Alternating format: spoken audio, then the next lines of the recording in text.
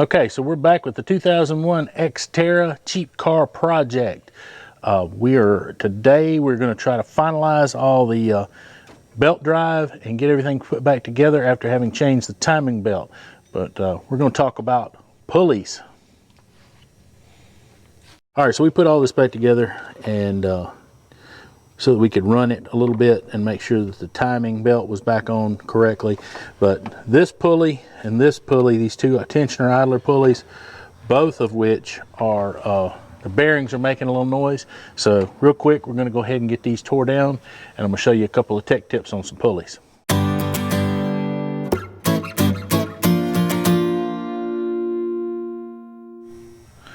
All right, so we've got pulley number 38005.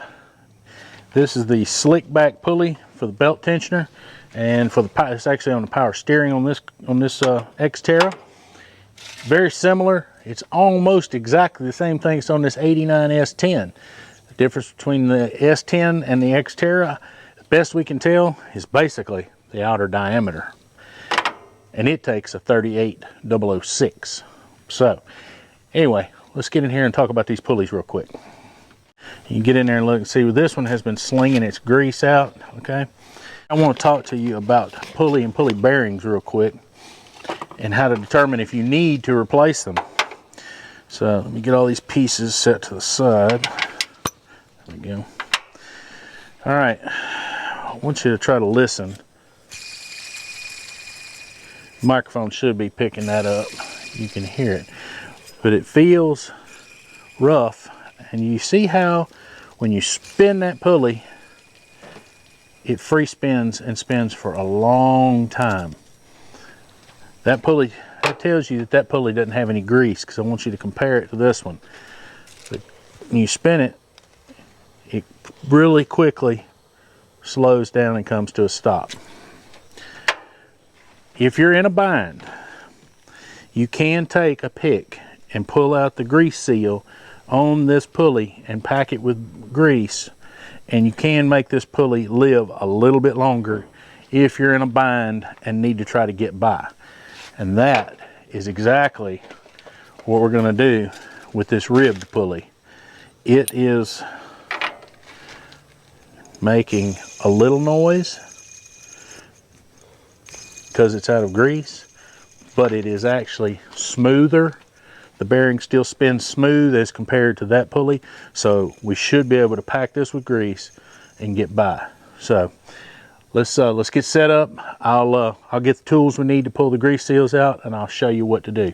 All right, so we've got the grooved pulley, and we're going to take this black seal out. But first, what you need to do is take a little brake clean. You can back up so don't get you. Try to clean some of the dirt and grit. You don't want that getting down in there.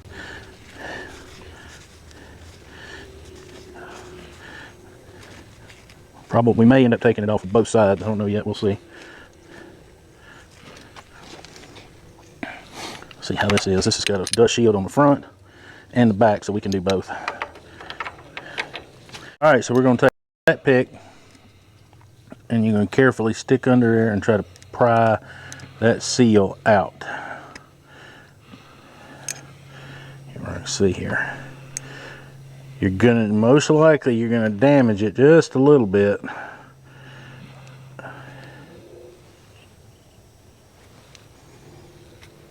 Well, I won't damage it completely. There it comes. But it's all right. It'll still hold most of the grease.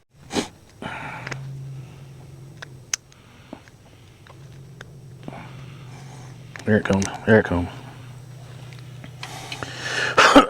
This is just a get by.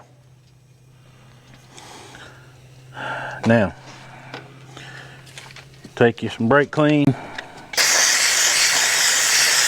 to flush some of the old stuff out.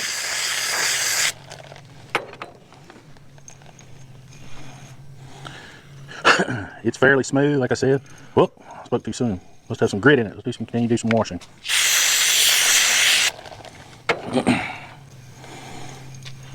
There it is. All right. This is Get it set up here. All right, this is red EP wheel bearing grease. You just start pushing it down in there. Don't worry about making a mess. We'll clean that up later. But like I said, this is just disc brake wheel bearing grease. EP grease. You want to make sure it's a good quality grease because this little pulley spins at high speed.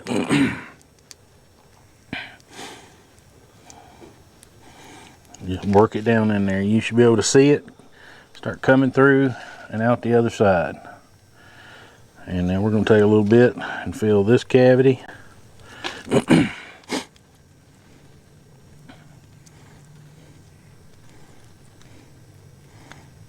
All right.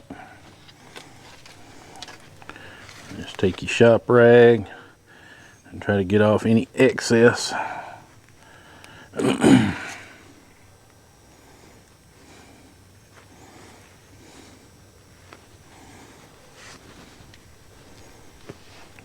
Messy, but if you need to get by on a bearing for a little while, it doesn't cost very much. All right, we'll see if we can get these dust seals. There we go. Face it the right direction. It should just pop back down in there. Like I said, it's a little bit damaged, and it's mostly just to keep dust and dirt from just totally just getting in there. It'll be fine. Because one of the reasons is it's got these dust shields over the outside of it, and they help as well.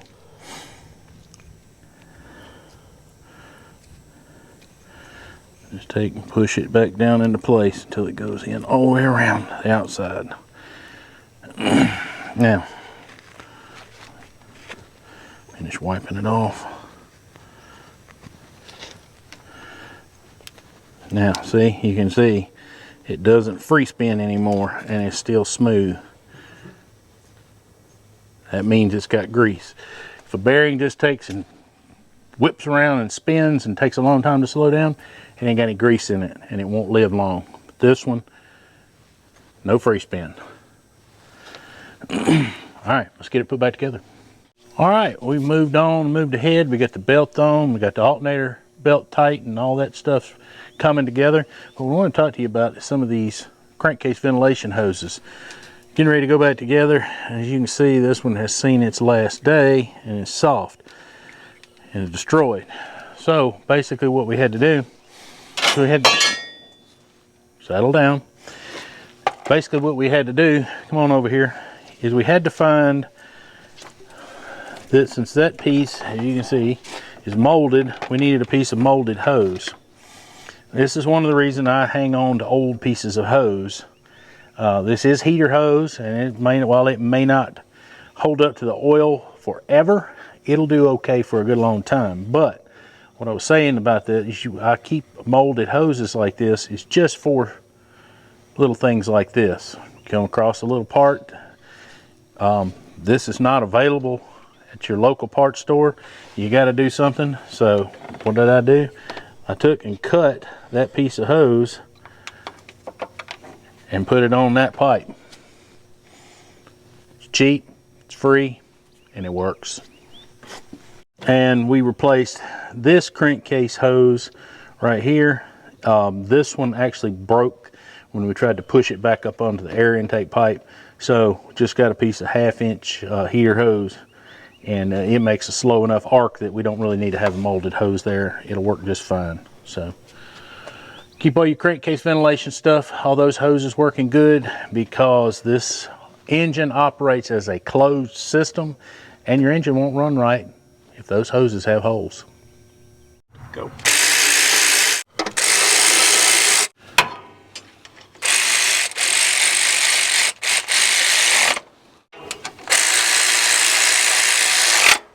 You don't have to video that.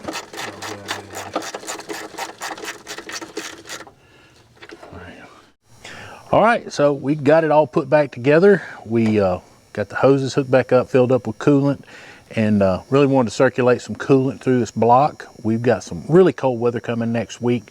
It's going to be about 14 degrees, and it's going to stay sub-freezing for about 4 days. So really needed to make sure we had some coolant in this block so we didn't damage anything. But in the process of putting it all back together, we did find one more problem. So let's go back here and show them what we got. Bump, bump, bump. Broken heater core connectors. So we've got some more work to do to this cheap resurrection. Sometimes that happens. You're dealing with 21-year-old stuff. Nissan, in their infinite wisdom, instead of making this stuff out of metal, they made it out of plastic. 21 years, plastic's going to rot. So we've got some more work to do. And until I can get out another video, why don't you go watch one coming on the screen right now.